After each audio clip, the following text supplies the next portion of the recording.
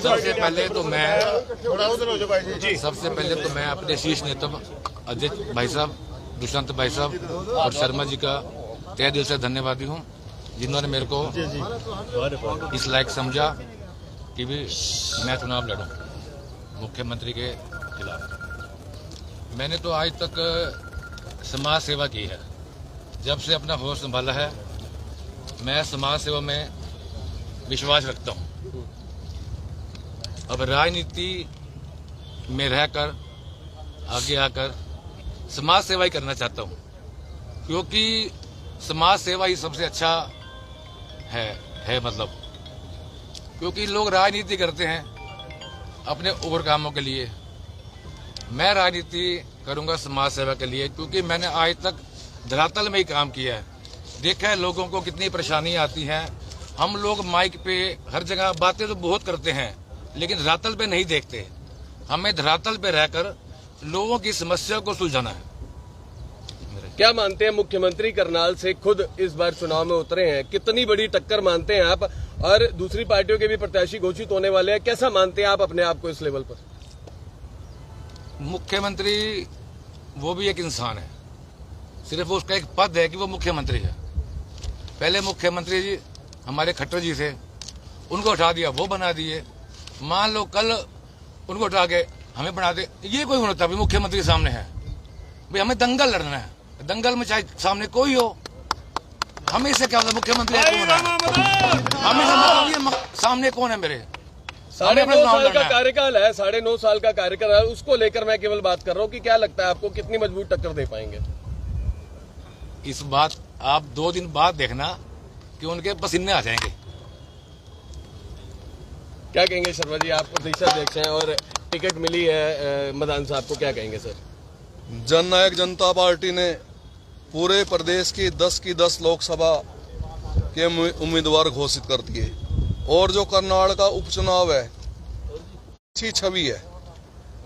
जो सेवा समिति आश्रम के प्रधान रहे और उसके बाद उन्होंने एक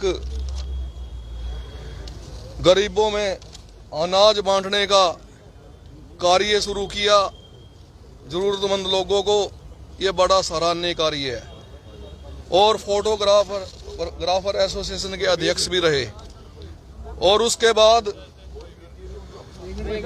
100 से ज्यादा बार इन्होंने स्वयं ब्लड डोनेट करने का काम किया, जैसे थैलीसीमिया से पीड़ित बच्चे। इसके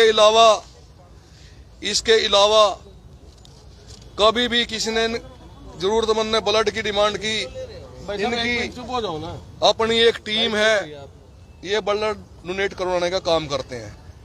तो मैं करनाल की जनता से अपील करता हूं, एक सामाजिक व्यक्ति, एक युवा साथी, उसको जितवाने का काम करें जिसकी एक अच्छी सोच रही हो। इसी प्रकार से जो हमारा लोकसभा का प्रत्याशी है दविंदर कादियान जी, बड़ा चर्चित चेहरा जननायक जनता पार्टी ने उतारने का काम किया।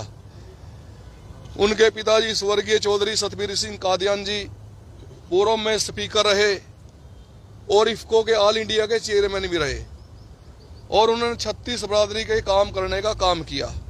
और मैं करनाल की जनता से एक अपील करना चाहूंगा, जो 2 प्रत्याशी जो मुख्य पार्टियां चुनाव लड़ रहे हैं वो बाहरी हैं, और दविंदर कादियान हमने लोकल कैंडिडेट देने का काम किया। उन्होंने पानीपत ग्रामीण से पिछला चुनाव लड़ा था, लगभग 50,000 वोटें लेने का काम किया था। तो मैं तो करनाल की जनता से एक बात पूछना चाहता हूं, अगर करनाल का व्यक्ति बाहर जाकर के सोनीपत में, हिसार में, सरसा में चुनाव लड़े, मेरा उनसे सवाल है, क्या वो लोग आपको एक्सेप्ट करेंगे? तो मेरा इस इलेक्शन चुनाव के अंदर दविंदर कादियान जी को जिताने का काम करें, ताकि हमेशा के लिए ये जो सीट है लोकसभा की, इस पे जो बाहरी व्यक्ति है वो पर्चा भरने की हिम्मत ना करे। ये हमारे साथ हमेशा होता रहा, चाहे कुरुक्षेत्र की सीट है, चाहे आपकी अम्बाड़ा की सीट है। जीटी रोड को एक प्रकार से गऊ चारान कहते हैं, वो मान लिया, जब मर्जी आओ, हरी हरी घास चर के यहां से चले जाओ। और उसके बाद मैं नहीं कहता, आम जनता में इस बात की चर्चा है कि आज दो पार्टी जो देवेंद्र कादियान के अलावा जो मुख्य चुनाव मैदान में उनकी नूरा कुश्ती हो रही है, मैच फिक्स है। और ये बात तो स्वयं कांग्रेस के भाई हैं हमारे, उनसे हमारे सामाजिक रिश्ते हैं, वो भी इस बात की चर्चा करते हैं। मैं करनाल की जनता से अपील करता हूं, दोनों युवा साथी हमने चुनाव मैदान में उतारे हैं, राजेंद्र मैदान जी और देवेंद्र कादियान जी। हौसला है, काम करने की क्षमता है, उनको भारी मतों से जिताएं। बड़े लोगों के बीच में रहने वाले, हंसमुख हैं, अंतक हैं, सत्ता में रहे या भी विपक्ष में रहे, जननायक जनता पार्टी के जिस प्रकार से सारे साथी काम करते हैं उसमें ये भी शामिल हैं। इन्हीं शब्दों के साथ करनाल की जनता से अपील, और आने वाले समय में जो मतदान होना है 25 मई को, उसमें भाई राजेंद्र मैदान जी को करनाल विधानसभा से और लोकसभा से भाई देवेंद्र कादियान जी को जिताएं। धन्यवाद। सर, एक आप रहे हैं, क्या मुद्दे लेकर क्या वोट मांगने जाएंगे आप? जहां तक मुद्दों की बात है, जननायक जनता पार्टी 2018 में गठित हुई थी, 10 विधायक चुने गए थे। अगर स्वयं मुख्यमंत्री दुष्यंत चौटाला जी बनते तो 5100 रुपये पेंशन करने का काम करते, लेकिन उन्होंने प्रदेश में, पूरे देश में अगर देखें नजर दौड़ा करके, 3000 की पेंशन करवाने का दुष्यंत चौटाला जी ने काम किया। हम जाएंगे जनता के बीच में, 75% के जो रोजगार है उसका हमने वायदा किया था, और वो विधानसभा में कानून बनवाने का भी काम किया, लेकिन कोई कानूनी अड़चने आई। सुप्रीम कोर्ट में केस लड़ रहे हैं, हमारे पक्ष में फैसला आएगा। आप देखना प्राइवेट सेक्टरों में जिस समय युवाओं को रोजगार मिलेंगे, कितनी पार्टी की सराहना होगी। इसी तरीके से पंचायतों में 50% का आरक्षण महिलाओं को देने का जो बहुत बड़ी बात है, ये पार्टी ने करवाया। और ओबीसी को 8% आरक्षण पंचायतों में देने का काम किया। और अगर राशन डिपोओं की बात कर लें, 33% महिलाओं की, हमारी बहनों की, माताओं की भागीदारी सुनिश्चित करने का काम किया।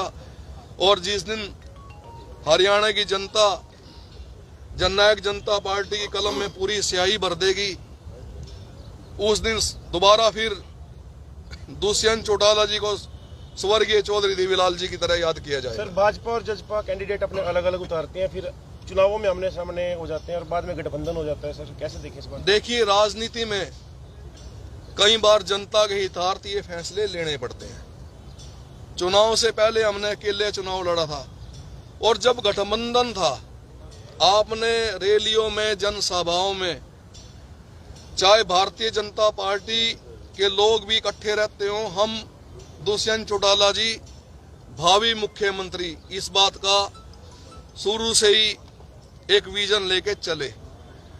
ठीक है, उस समय जरूर थी, अगर गठबंधन से बाहर रहते तो क्या हम लोगों के ये जो काम है ये करवा पाते? जिस प्रकार से आपका हिसार का इंटरनेशनल एयरपोर्ट बनवाने का काम क्या कर पाते? करनाल का इंटरनेशनल एयरपोर्ट, क्योंकि ये महकमा दुष्यंत चौटाला जी के पास है, उसकी फाइल भी विचाराधीन है, क्या इस प्रकार के काम करवा पाते?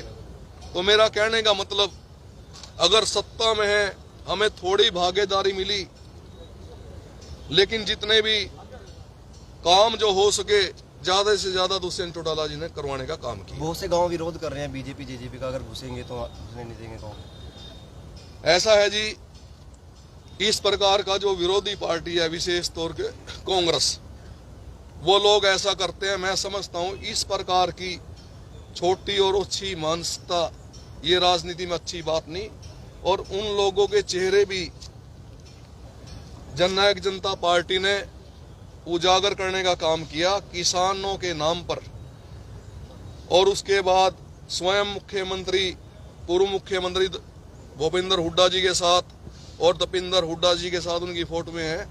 और मैं तो आज किसानों का अब समझ आने लगी बड़ी जल्दी। जब दुष्यंत चौटाला जी गठबंधन में थे उस समय मंडियों में एक एक दाना बिकवाने का काम किया और किसानों के खातों में पैसे डलवाने का भी काम किया। आज आप अनाज मंडियों में चले जाओ, गठबंधन टूटने के बाद क्या हालात मंडी में है ये किसान अब भली बातें समझते हैं, क्योंकि हरियाणा प्रदेश में लगभग 14 फसलें MSP पे खरीदी जाती रही और ये सारा का सारा क्योंकि किसान लीडर के दुष्यंत चौटाला जी किसानों के प्रति अच्छी सोच रही, उन्होंने ये काम करवाने का काम किया था। Thank you sir. Rajendra Madan ji जिनको करनाल विधानसभा में प्रत्याशी के तौर पर उतारा है।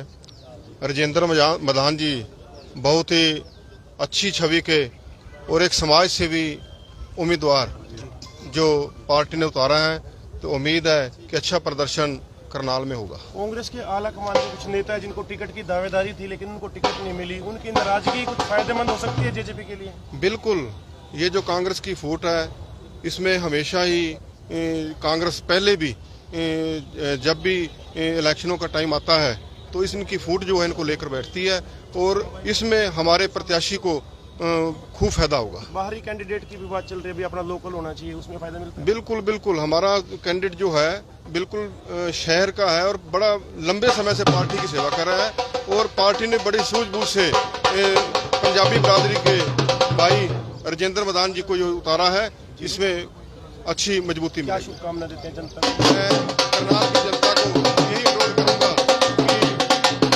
चाबी के निशान पर बटन दबाकर भाई राजेंद्र